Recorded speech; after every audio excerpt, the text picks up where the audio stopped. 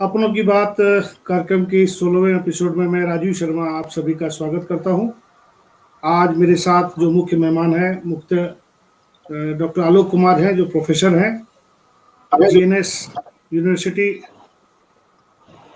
सासाराम से। और डॉक्टर आलोक के साथ साथ अभी हमारे साथ जुड़े हुए हैं डॉक्टर प्रमोद पाठक, जो कि रिटायर्ड एचओडी हैं आईआईटी आईएसएम से।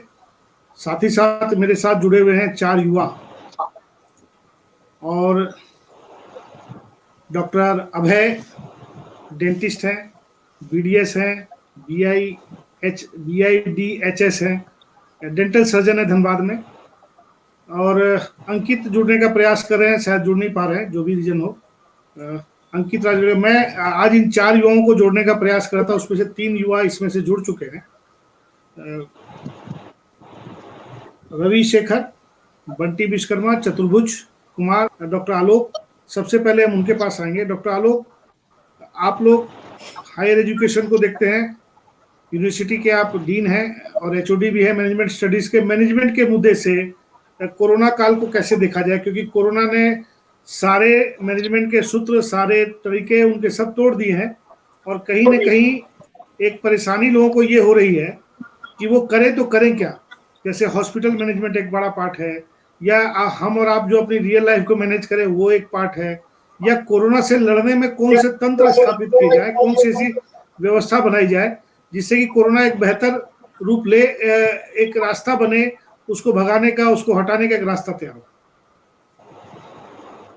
जी राजीव जी, सबसे पहले तो बहुत बहुत धन्यवाद आपको आमंत्रित करने के लिए इस प्लेटफॉर्म पर। साथ ही गुरुजी प्रोफेसर प्रमोद पाठक जी हैं, उनको हम लोगों की ओर से नमस्कार। और भी जो हमारे साथी यहाँ पे जुड़े हैं उनका अभिवादन। सबसे पहले तो ये आपने जो बोला कि ये मैनेजमेंट की प्रॉब्लम लगती है, तो शायद मैं तो पिछले कुछ एपिसोड्स में भी ये कार्यक्रम हमने देखा है, और उसमें से यही निकल के आता है कि हम लोगों ने तो मैनेजमेंट का एबीसी भी अप्लाई नहीं किया यहाँ पे। तो सबसे पहली बात तो ये है कि कोई भी इवेंट हो, चाहे वो एक अच्छे इवेंट के रूप में आता है या इस प्रकार के जो है डिजास्टर के रूप में आता है, तो एक चीज हम लोगों को ये समझ लेनी चाहिए कि प्रोएक्टिवनेस हम लोगों में, हम भारतीयों में बहुत इसकी कमी है। और शायद इसलिए कमी है कि हम ऐतिहासिक पृष्ठभूमि में अगर जाएं तो ऐसा लगता है कि शायद हम डर डर के जी रहे हैं। और आपके अंग्रेज आए उस समय भी हिंदुस्तान जो है वो आपके सहमा हुआ था, उसके पहले मुगल आए उस समय भी सहमा हुआ था।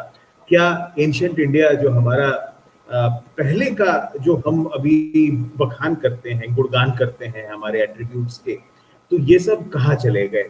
तो खौफ में हम लोग जी रहे हैं, और इस खौफ को भली भांति मार्केटिंग जो है मल्टीनेशनल कंपनियां भी कर रही हैं, कुछ इंडियन कंपनियां भी आ गई हैं कि भय को कैसे मार्केट किया जाए और अपना सामान कैसे बेचा जाए। अनफॉर्चुनेटली उस ट्रैक पर हम लोग पहुंच गए हैं। अगला सवाल ये है आपसे, चूंकि आप तो मैनेजमेंट में हैं और अभी आप लोग पढ़ाई भी ऑनलाइन हो रही है बच्चों की, हायर एजुकेशन और सारी क्लासेस जो मिडिल सेक्शन से लेकर के चाइल्डहुड से लेकर के और बड़े सभी लोगों की जो पढ़ाई अभी हो रही है, वो सारी पढ़ाई हो रही है अभी ऑनलाइन प्लेटफॉर्म पे। ये बात सही है कि ऑनलाइन प्लेटफॉर्म विकल्प नहीं है ऑफलाइन का, क्योंकि आप उसको स्टूडेंट्स को, बच्चों को जज नहीं कर पाते हैं कि वो किस तरह से अपने आप को ग्रोथ करेगा या किस क्या क्या उसको आवश्यकता है। एक पैटर्न पे पढ़ाई चल रही है। ये पढ़ाई भविष्य में, आने वाले समय में बच्चों को कितना लाभ देगी, और इससे क्या लगता है कि ये कितना लाभ होगा या ये हानि ही पहुंचाएगी अल्टीमेट जा करके? क्योंकि ये ऑप्शनल तो हो सकता था, जैसे फिजिकल पढ़ाई होती है, इसके साथ अगर ऑनलाइन हो तो बेहतर आउटपुट दे सकती है, लेकिन सिर्फ ऑनलाइन ही हो तो वैसी स्थिति में ऑनलाइन पढ़ाई क्या विकल्प है क्या? देखिए, दोनों पहलू हैं। कोई भी नई टेक्नोलॉजी आती है या कुछ भी इस प्रकार की चीजें जो आजकल सामने आ रही हैं, हर एक के प्लस और माइनस होते हैं। और जहां तक ऑनलाइन एजुकेशन की बात है या ऑनलाइन क्लासेस की बात है, तो क्लासेस का मूर्त रूप ये पिछले 1-1.5 साल में ये ज्यादा देखने में आया है, लेकिन चीजें नहीं थी ऐसा भी नहीं है। हमारे आईआईटी में आपके पीएचडी के जो वाइवा वगैरह होते थे वो भी आपके ऑनलाइन ही होते आए हैं कई वर्षों से। हम लोग कनेक्ट भी हुए हैं आपके फॉरेन के विश्वविद्यालयों से, तो ऑनलाइन कनेक्ट हुए हैं। तो ये चीजें अब प्रचलन में इसलिए आ गई हैं कि उसकी आवश्यकता थी। जो चर्चा अभी डॉक्टर आलोक ने जो बातें कही, अब डॉक्टर प्रमोद पाठक, आप तो काफी वर्षों से मैनेजमेंट स्टडीज को देख रहे हैं और पढ़ाई के स्तर में जो बदलाव आया है अभी, उसको भी आप महसूस कर रहे हैं। एज ए एक्सपर्ट, आप तो चूंकि आपके पढ़े हुए काफी छात्र कई यूनिवर्सिटीज में प्रोफेसर हैं, कई बहुत जगह कई आईएएस है, आईपीएस है, और आप सबके कांटेक्ट में है जहां तक मैं जानता हूं। तो ये जो अभी जो एक प्रश्न मैंने उठाया कि बच्चों के साथ डायरेक्ट इंटरेक्ट न होने के चलते जो एवरेज बच्चे थे उनकी पढ़ाई कहीं ना कहीं बाधित होती है, उसको आप कैसे देखते हैं?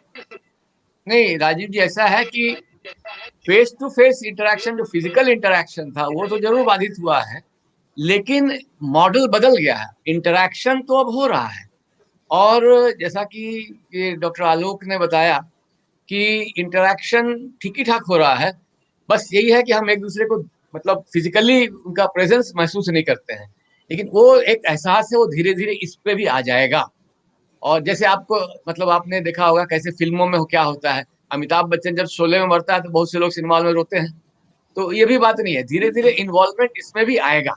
लेकिन क्योंकि अभ्यास नहीं था तो हम लोग इस मॉडल को मतलब इसका हम लोग ने ट्राई ही नहीं किया। और जहां तक इस टेक्नोलॉजी का सवाल है, तो हम लोग तो स्काइप पे इंटरव्यू लेते थे, हम लोग वो जैसे वीडियो कॉन्फ्रेंसिंग के जरिए, वो दूरदर्शन के जरिए इग्नू क्लासेस चलता था। यही नहीं, बल्कि ये जो ऑनलाइन मोड, इस बार हम लोगों ने क्या किया कि जैसे आलोक जी ने कहा 1-to-1, तो अब ऑनलाइन लर्निंग में केवल जरूरी नहीं है कि सिर्फ हम लोग ये जो वर्चुअल प्लेटफॉर्म है इसी पर इंटरेक्ट करें। टेलीफोन है, इंटरनेट का अलग दूसरा माध्यम है, व्हाट्सएप कॉल के जरिए हम लोग ने इंटरव्यू लिया, व्हाट्सएप कॉल के जरिए डाउट्स क्लियर किए। तो ये सारी चीजें हैं, ऐसा नहीं हम लोग क्योंकि इस विधा के अभ्यस्त नहीं थे और हमको लगा कि नहीं अब वही विधा सर्वश्रेष्ठ है। तो हमको सबसे बड़ी जो चीज एजुकेशन में ये जाननी चाहिए कि वन बेस्ट वे का मॉडल जो है वो घातक है। हम लोग हिंदुस्तान के साथ सबसे बड़ी समस्या क्या है कि हम लोग वन बेस्ट वे पे चलते हैं कि नहीं यही सर्वश्रेष्ठ है और इसके अलावा कुछ नहीं।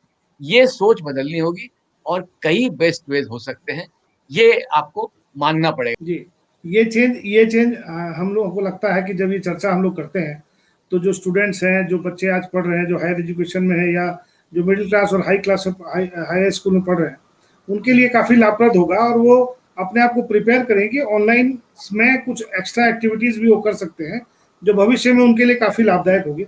हमारे साथ डॉक्टर अभय जुड़े हुए हैं। डॉक्टर अभय का परिचय करा दूं। डॉक्टर अभय जो है यहाँ BDS है और डेंटल सर्जन है, BIDHS इनकी एक और डिग्री जो पटना से उन्होंने प्राप्त की है और धनबाद में ही डेंटल सर्जरी करते हैं।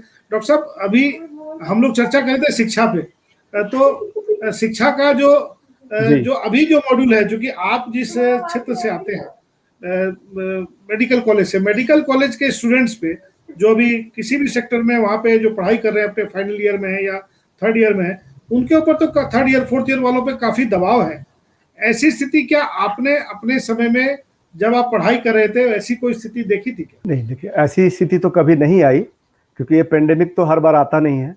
नॉर्मल सिचुएशन था, नॉर्मल सिचुएशन ही चल रहा था। लेकिन आज के डेट में जो सिचुएशन है, इसको जो भी झेल रहा है या इसको जो भी सफ़र कर रहा है, वो बहुत मुश्किल स्थिति में है। वो कोई भी कहीं का भी डॉक्टर हो, आज जो परेशानियां हैं कि नंबर ऑफ पेशेंट बहुत ज़्यादा हो गए हॉस्पिटल पे, बहुत ज़्यादा प्रेशर आ गया। इस प्रेशर को झेलना एक डॉक्टर के लिए भी बहुत आसान नहीं होता, फिर भी उनका तो ये काम है और उनको झेलना पड़ता ही है। और बहुत अच्छे से, बहुत ढंग से टैकल कर रहे हैं लोग, बहुत ही व्यवस्थित ढंग से कर रहे हैं। इससे इतनी ज़्यादा रस होने के बावजूद भी, तो उसको बस आज जो भी है उन लोगों को करना पड़ रहा है। मेरे साथ जुड़े हुए हैं अंकित राजगढ़िया। मैं अंकित को काफ़ी दिनों से जान रहा हूँ।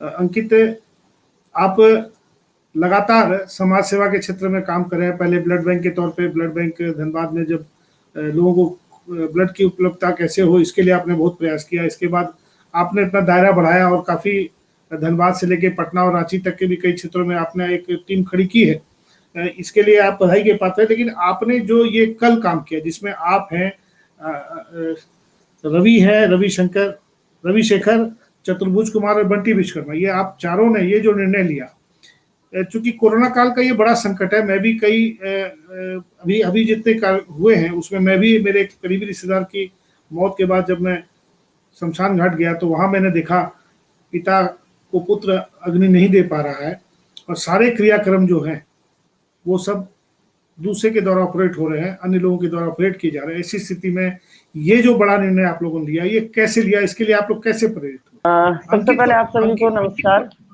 हाँ, आप सभी को अंकित नमस्कार। अंकित मेरा प्रश्न सुन लिया होगा? जी भैया बिल्कुल ठीक है। अब ठीक है। अब भैया पिछले कुछ दिनों से हम देख रहे हैं कि हमारे देश में जो कोरोना का दूसरा लहर आया है या काफी बड़े पैमाने पे आया है और गरीब से लेकर हर तबके के लोग इससे भयभीत हैं और इसके संक्रमण के शिकार हो रहे हैं।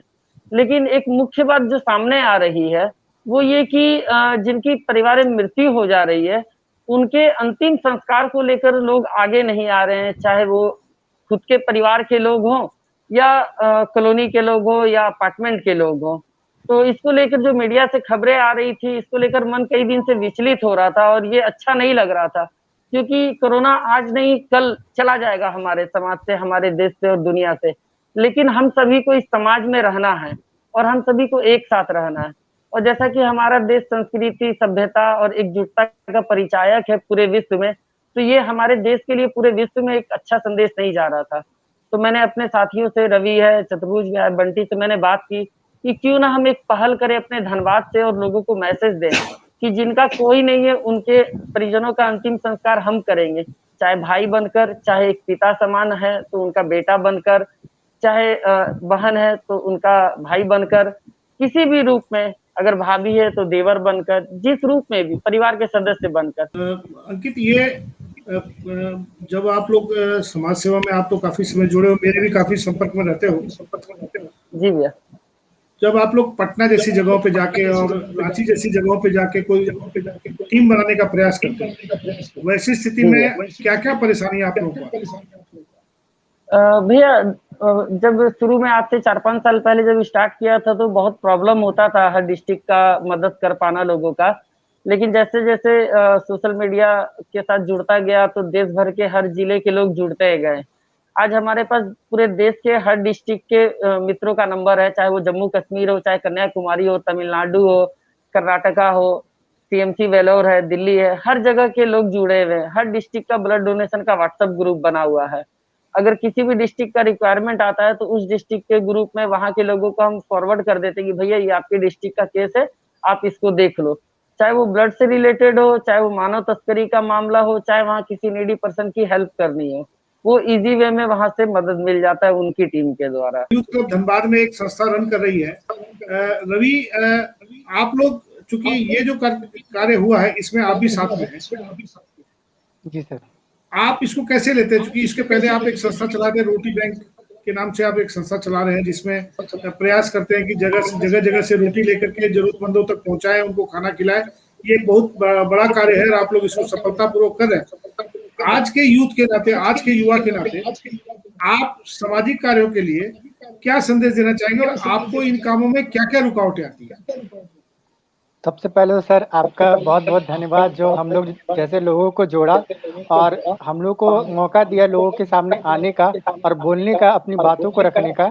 और सबसे पहले तो ये जो कल से जो हम लोगों ने काम शुरुआत किया इसका पूरा श्रेय अंकित को जाता है।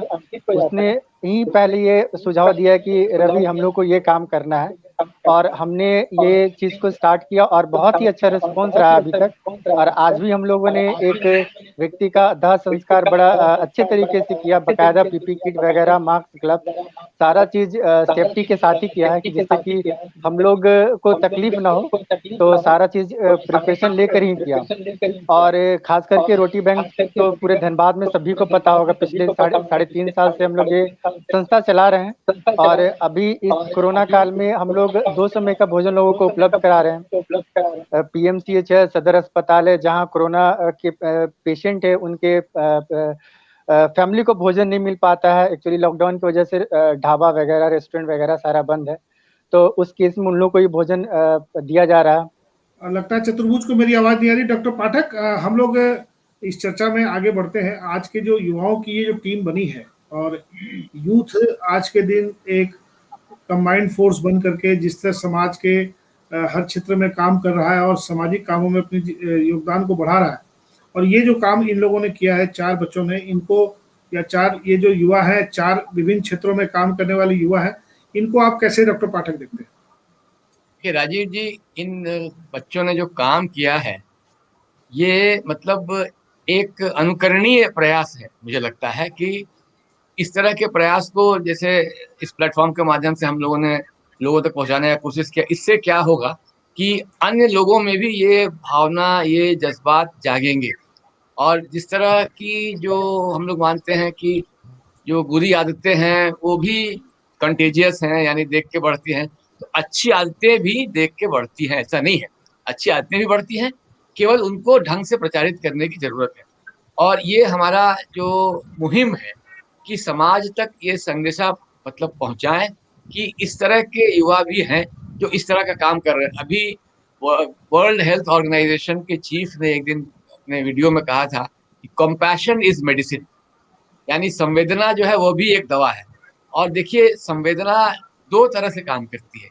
संवेदना एक तो उन लोगों को मदद पहुंचाती है जिनको मदद की जरूरत है, यानी जो लोग डिस्ट्रेस में हैं, जो लोग समस्या में हैं। और संवेदना उन लोगों को ही मदद पहुंचाती है जो मदद करते हैं, क्योंकि ये अंदर से उनको अच्छे एहसास देता है, जिसका कि लाभ इनके मानसिक स्वास्थ्य पे बहुत जबरदस्त पड़ता है। डॉक्टर आलोक, इन युवाओं को आप चलते चलते क्या संदेश देना चाहेंगे, जो अभी हम लोग को महसूस हो रहा है कि इनको थोड़ा और बूस्टअप की आवश्यकता है? जी, इन लोगों को भी और हमारे जो और भी यूथ पावर है देश का, उनको भी एक वर्ड है एम्पैथी, आपकी सहानुभूति। अगर आप किसी के साथ कोई हादसा हो गया और आप उस हादसे को फील कर पा रहे हो कि क्या जो सामने वाला व्यक्ति जिसके साथ में हादसा हुआ है वो जो फील कर रहा है, क्या हम भी वैसे ही फील कर पा रहे हैं। जिस दिन हमारे यूथ में ये एम्पैथी आ जाएगी, अच्छे से आ जाएगी, शायद भारत राष्ट्र जो है वो इतना मजबूती के साथ फिर से खड़ा हो पाएगा कि आपको बाहर की सहायता, विदेशी सहायता की जरूरत ही नहीं पड़ेगी। और ज्यादातर मेडिकल साइंस तो खैर मैं उसका भी विद्यार्थी नहीं हूँ, लेकिन एम्पैथी अगर आप लेकर के जाते हैं तो हमारे ख्याल से अगर हम स्टोरी देखें अब मुन्ना भाई MBBS की, तो उसमें भी ये सामने निकल के आया था कि रोग तो 50% आपका वही सॉल्व हो जाता है, वही क्योर हो जाता है जब आप एम्पैथाइज करने लगते हैं। तो ये एक बहुत बड़ा चैलेंज है।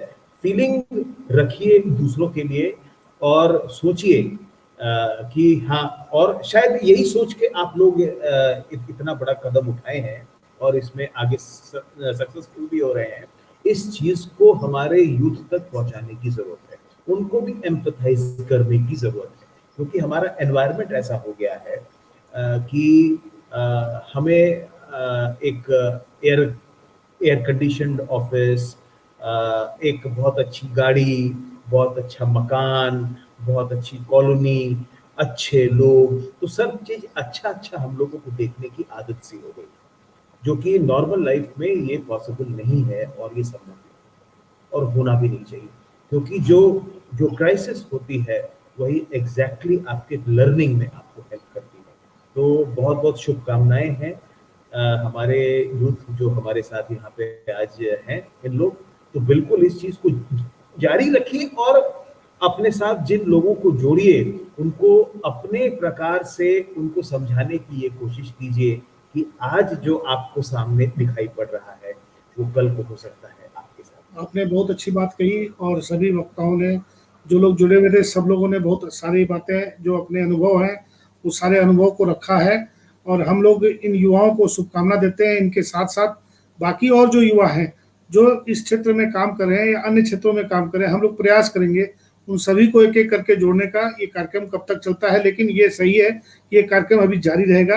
रोज रात को 8 बजे हम आपके साथ यहाँ पे जुड़े रहेंगे। सब लोग जो भी आप अपने मित्र यार हैं जिनको जोड़ना चाहते हैं, सबको इसके बारे में इंफॉर्मेशन दे सकते हैं, क्योंकि हम लोग ये चाहते हैं कि जो सकारात्मक चर्चा का एक जो मंच है, जो हम लोगों ने खड़ा किया है वो मंच मजबूत होता जाए और लोग कम से कम कुछ समय के लिए अपने आप को इस मंच से जोड़े और जोड़ते हुए एक सकारात्मक संदेश दें। मुझे लगता है कि हम लोग ने जो प्रयास किया वो एक सफलता की ओर जा रहा है। जैसा कि आज के जो सब जुड़े हुए वक्ताओं ने कहा, मुझे लगता है कि हम लोग को अब और आगे बढ़ने की जरूरत है, कुछ और नए लोगों को जोड़ेंगे। कल रात को पुनः 8 बजे हम पुनः जुड़ेंगे और तब तक के लिए हम आपसे विदा लेते हैं। नमस्कार।